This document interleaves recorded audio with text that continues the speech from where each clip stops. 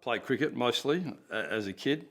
Made under 16 state teams, under 12s, under 16 went to Tasmania, played A grade for Adelaide Cricket Club at age 18, and then pretty much gave cricket away at the age of 20 because work kicked in, but also loved football as well. Played football at Mitchell Park Primary School, South Adelaide. I was zoned to South Adelaide, living in Mitchell Park, so I played in their area, played mini league for them, and a bit of juniors for South and at Marion High School as well, and Mitchell Park Primary School. But had those two real passions.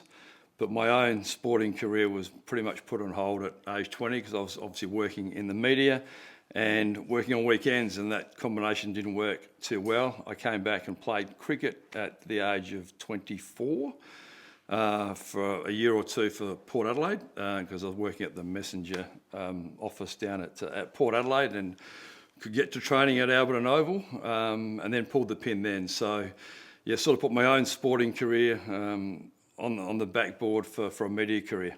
Glenelg, I was born at Glenelg Community Hospital. Mum and Dad lived across the road until I was age 2 in Penzance Street, which is just a stone's throw from Glenelg Oval.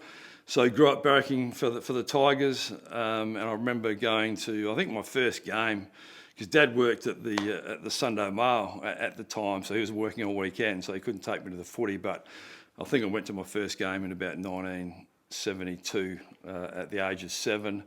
Glenelg versus Woodville at Woodville Oval. Being a massive Glenelg supporter, I remember all the players. I've been in hospital for myself only once in my life at the age of 8, would you believe? And that happened to be the 1973 grand final, the famous game when Glenelg beat North Adelaide, obviously by 7 points with the tremendous Graham Corns mark late in the game. So remarkably, I missed that game through being in hospital, but I've written about it so many times in the past. But my heroes growing up for Glenelg were Graham Corns, the blonde bombshell, number 12, and Fred Phillis, of course, the star full forward. So they were probably my two Glenelg heroes, and also like Peter Marker as well. Yeah, pretty much. Obviously grew up with it. Dad worked at the Sunday Mail and in the News as sports editor, and eventually as a sub-editor at the Advertiser when the News closed down. But I remember, so the sport was just a passion in the house, and he was a massive fisherman, David, as well.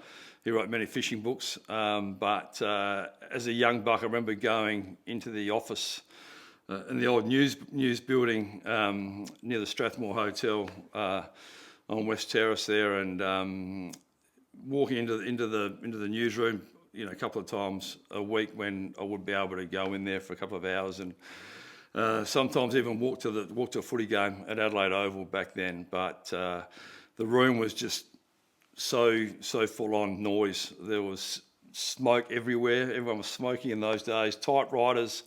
So it was very noisy. The journos on their typewriters, a cigarette hanging out their mouth and yelling out copy. This little yellow piece of paper would come out, and I was acting as a copy boy.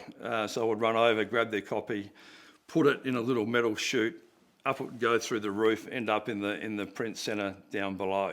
So that was really exciting. Very different from the atmosphere in current news offices, obviously, when there's less staff and it's all on your computers and a lot quieter. But I sort of, the combination of sport through seeing all that and the excitement of the newsroom sort of got to me. And I never really thought about it until I was still going through, mid-high school. And then I actually got a phone call from, Dad said someone from the Sunday Times newspaper in Perth was looking for someone to do a sample rap each weekend. So just to listen to all the 5 games, which they were all played at the same time back then, on radio, write down the best players, do a bit of a summary of each game, and I would put that together and then write the story afterwards, and then phone the copy through to Perth. And I was in year 10. I was 15 years of age, and the only place you could get the paper back then was at the Adelaide airport. So then I'd get my dad to drive me to the airport on Sunday so I could buy the paper to see my copy. So that's where it all started for me. Well, I started working for Football Times newspaper. So I finished school, obviousin year 12, and then got a job working for a local paper down Glenelg called The Baysider, which was opposition to the Messenger then. And I was writing mainly sport, but also taking photos and even selling ads. So it was a great grounding. And while I was doing that, I got a phone call from the great Ashley Hornsey, who ran a publication called Football Times, which is a weekly footy newspaper here, which I loved. They had a vacancy for writing the Amateur Football League. So I took that on, and I went into Amateur League House, which was in Tint Street at North Adelaide. And I didn't realise what a big job it was at the time.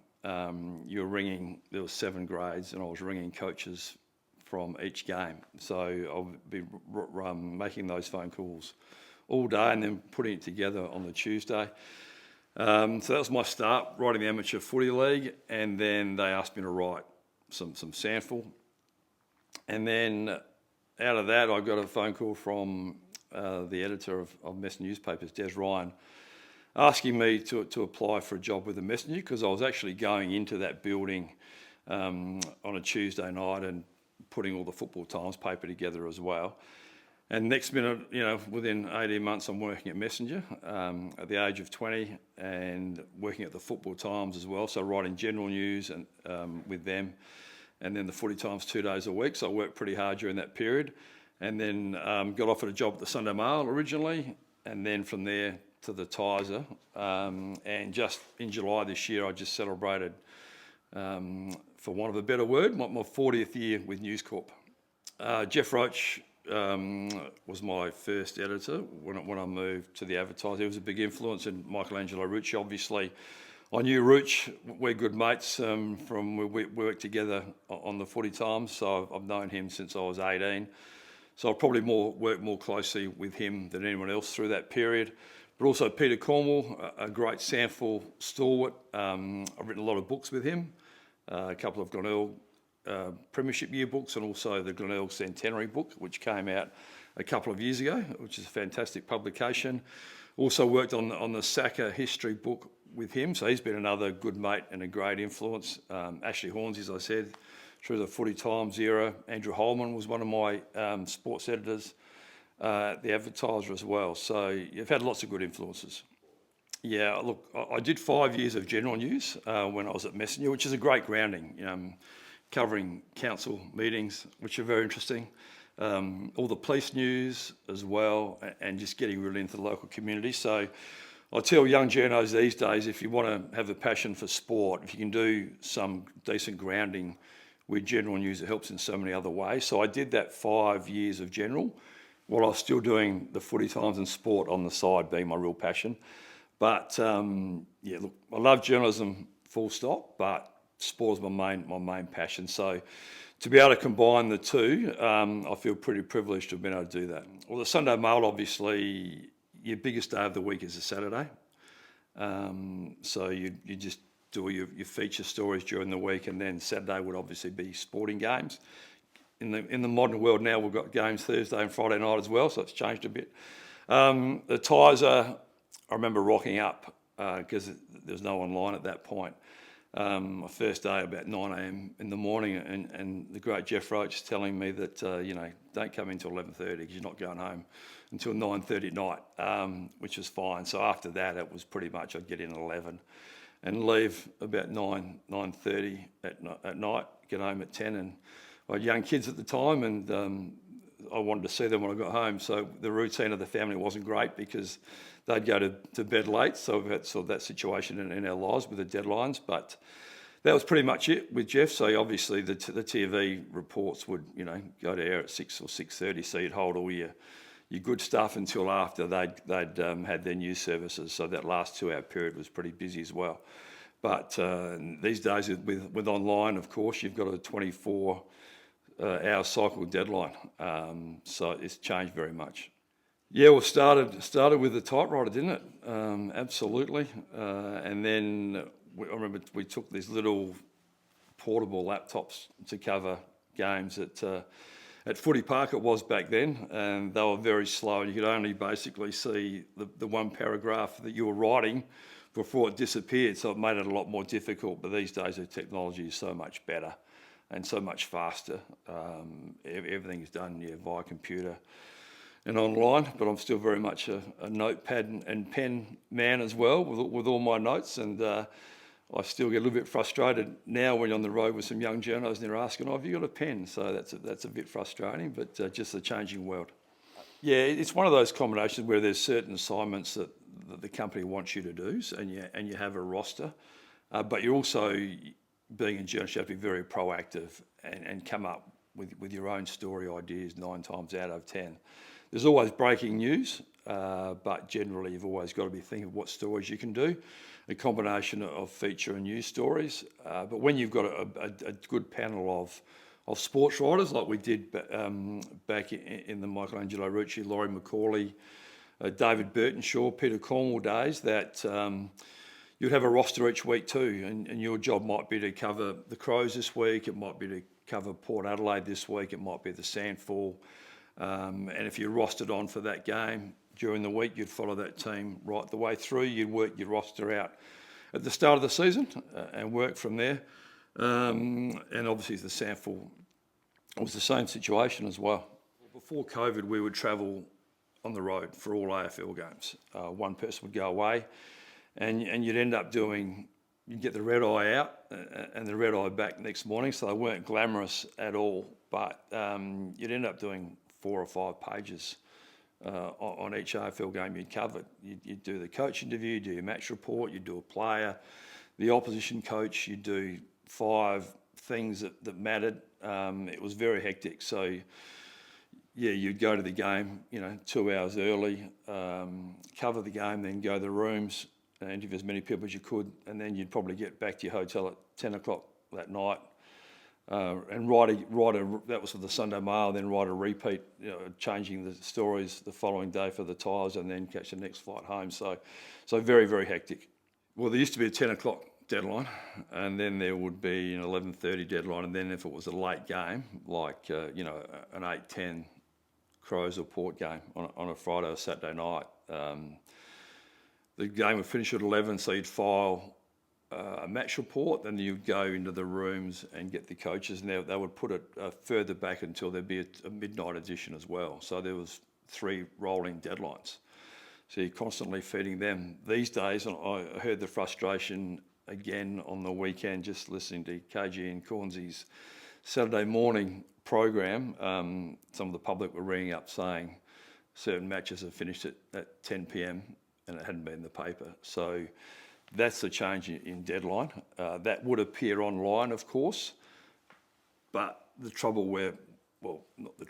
situation that we're in now, we're sort of basically feeding 2 beasts. You're feeding the online section and then also the newspaper. And one of the changing natures of the business is that, once you're only worrying about the newspaper, but now, as you said, you're doing both.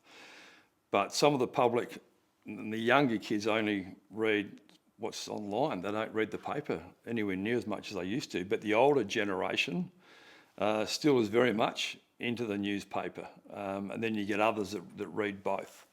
But there's certainly a massive shift in dynamics. Yeah, well, you're always obviously looking for news. So you've also always got a mindset of what's coming next and what might unfold. But you're also, in between that, you're also thinking of feature stories and that sort of stuff that you can write. So there's never a down moment. And it's on your mind 24/7. Obviously, write quite a bit of cricket as well. So yeah, it's on your mind constantly, and I always keep a notepad and a pen in my study, which is up next to my bedroom, because your mind is constantly ticking over, and you might wake in the middle of the night, and I used to get frustrated. What was that thought that I had? Now I actually get out of bed, go and write the thought down on a piece of paper so you don't lose it. So it's just one of those things that, yes, I know some jobs you roll in, whatever it is, and you just know what your duties are for the day. But with journalism, 99% of the time you actually have to try to think of what you're going to write. So it's constantly on your mind. I think I'm a very trustworthy and respected journalist, because from the point of view that I actually don't break any trust. which I don't believe in at all. I'll rather forego a story than break someone's confidence. And for that reason, I do have a lot of sources that will either let me know what's going on, or if I make a phone call to them, they'll explain situations. So, yeah. There's a lot of stories I probably have lost over the years. Well, not a lot, thousands of stories I could have written but have chosen not to, because I don't want to break people's trust. I've got, my book's actually green, would you believe? I've got a green contact book. I probably had a black one at some point. I would have changed contact books probably 6 or 7 times over the journey when they've fallen apart, or I've just had so many names I've had to go through and start again. But yeah, my current contact book is a green one, and it's full of names and phone numbers. It used to be landlines, now they're all mobiles, which is a massive change. But again, it's interesting because even in the modern generation, the amount of times even people I work with will ring me or ask for contact numbers, because they just don't seem to keep them like they used to. Yeah, I've got all the legends of cricket. You know, the Greg Chappells, all of these people, and the great footballers. So yeah, not really one name. I think I've got contacts of a lot of the legendary sportsmen in Australia. Yeah, very different. I've actually been with the ABC Grandstand program for 17 consecutive years now, which has been fantastic. It started just as doing a bit of part-time work with Roger Wills and Peter Walsh, legends of South Australian sport. And then there's been some changing in the guard with the ABC Grandstand program on Saturdays over that period. So I've worked with multiple other people, Matt Clinch, Aaron Bryans currently, and I love it. I really enjoy it, because when you're writing for the paper, you're always writing about other people and their stories, which is great. And obviously you do opinion pieces as well, but being on radio, you get the chance to express yourself more. So I really enjoy it. It's good banter. We get good instant caller feedback, which is terrific as well. So yeah, look, as I said, I started doing it a bit of part-time, and I've been doing it pretty much for 17 consecutive years now, and I've really enjoyed it. When it was just the paper, you could probably hold things a bit longer. We could certainly hold things longer. Now, as soon as you pass on the information to your editor, it's got to be written. Basically, get something out within 5 minutes, and then you can elaborate on it during the week. But no, you still get exclusives. Cover the 2000 Sydney Olympics, which was fantastic. That's probably one of the greatest sporting events we've ever seen, the way Sydney held that. I covered the shooting, would you believe, for that event, because obviously the News Corp pushed people into different areas that they weren't covering all the time. And we had Michael Diamond, who was terrific at that time, won the gold medal, which was great. But we also saw lots of other events. I was on the finish line when Kathy Freeman famously won the women's 400 metre athletics final, and that would probably go down as the greatest sporting. I think Bruce McAvaney suggests that's the greatest event that he's called as well. But being on the finishing line, the crowd was incredible. On the same night, Tatiana Grigorieva won a silver medal. There's all these big events happening. So for a person who mainly covers footy and cricket, I just love that entire experience. But, grand finals are incredible to cover. Covered Port Adelaide's win against Brisbane in 2004. Adelaide's victory, their first premiership against St Kilda in 1997. Being in the rooms for such momentous occasions are incredible. And a lot of Sanford grand finals, we've seen some great ones there, but probably the best, apart from that 73 grand final, which I missed in the flesh. The premiership win, Glenelg's against Norwood last year. That was an epic grand final. Liam McBean kicked 7 goals. That was a great grand final as well. So yeah, you feel very lucky to have been seeing so many of those events. And then the other part is being in a lot of press conferences when coaches are appointed or coaches are sacked.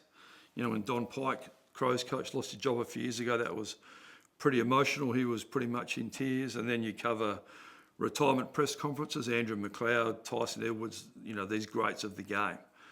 So it's funny, you see them come in. Ken Hinkley at his first presser, when he said he was the last, was asked was he the right man, he said, I'm not sure about the right man, but I was the last man standing. And then obviously just a few months ago, he departs. So I've covered, Tyson Edwards' career and then his son's career, and different generations. So it's quite bizarre from that point of view.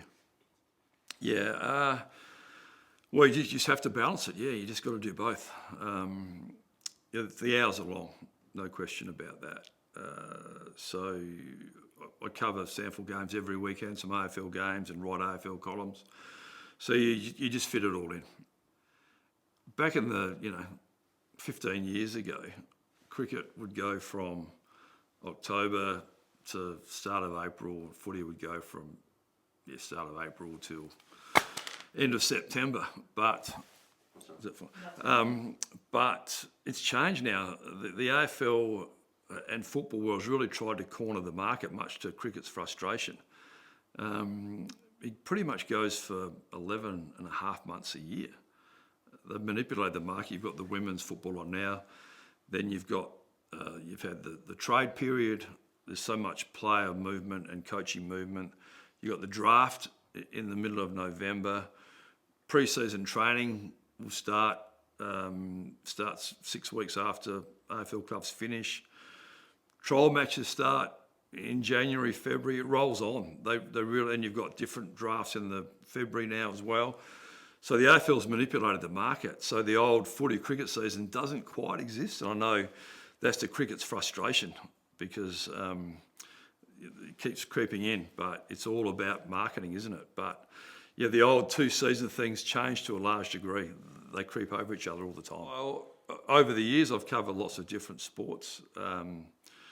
Tennis, athletics, basketball, netball, hockey, as I said, shooting at the Olympic Games, which is a real experience, because I remember one of the News Corp's chiefs at the time, when he had a meeting, came to Adelaide to talk to the Adelaide staff and said, you must eat, sleep and drink this sport for the next 6 months. So I did a lot of study on that. I would go find out SA's best shooters, go and see them. I'd go to shooting range, even clay pigeon shooting, to understand it, so I had a better grip of it at the Olympics. But it's something it was a great experience, because I knew basically nothing about shooting before that, and every time it's on at a high level, I watch it and enjoy it. So there's those experiences that you do have. Yeah, I love a lot of sports. Obviously, Australian football, cricket. My family's very heavily involved in cricket at West Torrens. My son still plays there. He played a Sheffield Shield game, Bailey, for South Australia a couple of years ago. Me and my wife and him are all life members at the West Torrens Cricket Club. So we love that. So what was it? The other sports that you love outside footy? Yeah, I follow footy, cricket, NFL. I love American football. Soccer, particularly English soccer, massive Liverpool supporter. The NBA, basketball, massive Chicago Bulls fan.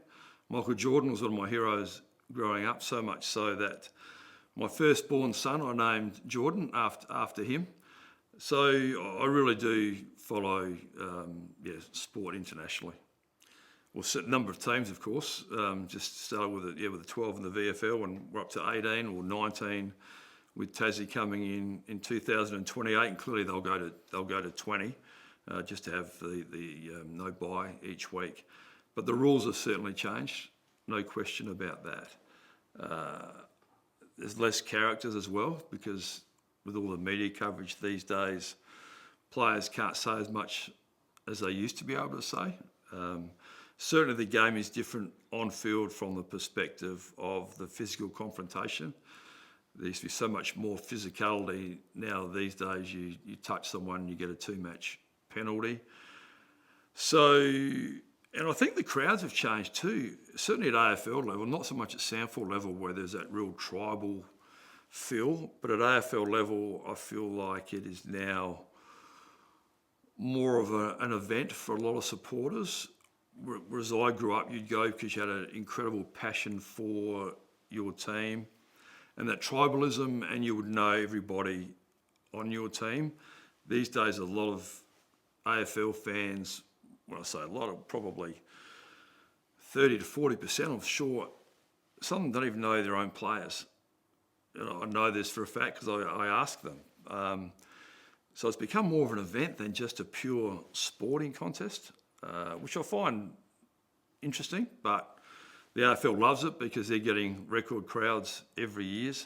So it's certainly changed in many ways. It's certainly not as tough, physical as it used to be, and there's no longer the characters that there were, because if a player says something now, the world comes tumbling in around them. Whereas back in the 70s, you had people like Phil Carman, John Wynn, really flamboyant characters. They've sort of been taken out of the game a fair bit, which is disappointing.